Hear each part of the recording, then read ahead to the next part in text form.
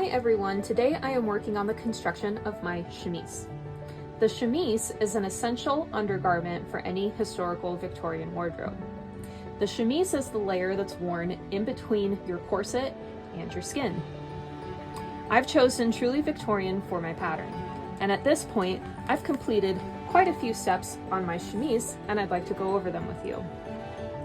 The first instruction in this pattern is to add 4 reinforcement pieces to the areas of the straps where the buttons will eventually go.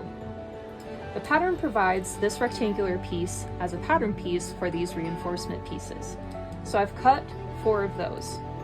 I've opted to overlock every raw edge on my chemise.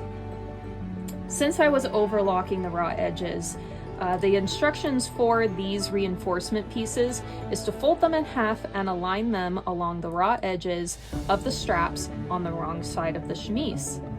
As I was overlocking, I simply added these reinforcement pieces in and included them in my overlock stitch.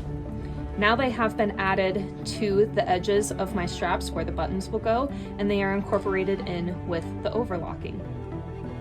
The second step in the pattern is to sew your side seams. So I have done that, and as such, now my chemise is almost one piece. The next step is to add insertion lace into the front and back necklines. There's different types of insertion lace, but this pattern in particular is looking for insertion lace that you can weave a ribbon through so that it can also be used as a drawstring. This helps make the neckline fully adjustable.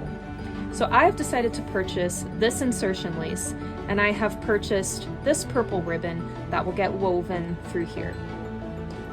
Now this insertion lace is created with the intention to insert this somewhere in the middle of your garment, not along the edge.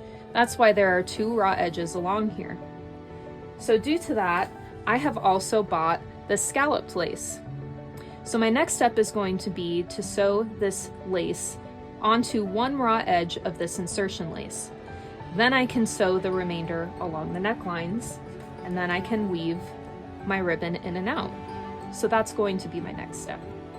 Okay, so now I'm back after sewing in my lace trims on my necklines and my armholes. So like I said in my previous step, I have sewn the scalloped lace to one edge of my insertion lace, and I have sewn the other end of my insertion lace into my neckline. I have chosen to add the same scalloped lace, but just that lace along the armholes, and our front panel here has a very sharp point, so I've also added a seam into my trim here to help make that cleaner. I have also added top stitching all along the insertion lace just to keep the edges cleaned up. So my next step is going to be adding my ribbon into my insertion lace.